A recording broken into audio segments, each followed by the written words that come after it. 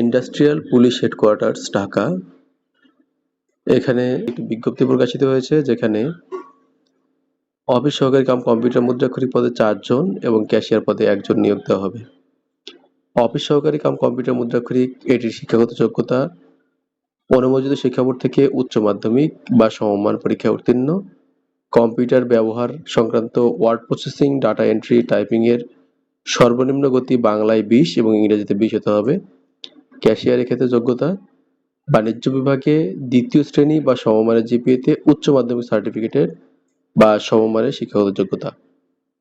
উভয় পদে প্রার্থীর বয়স 1/12/2025 অর্থাৎ 1 ডিসেম্বর 2025-এ 18 থেকে 32-এর মধ্যে হতে হবে। আবেদন করতে হবে অবশ্যই অনলাইনে ipsq.teletalk.com.bd এই ওয়েবসাইটে গিয়ে। আবেদনের শুরু 10 ডিসেম্বর 2025, শেষ হবে 30 ডিসেম্বর 2025।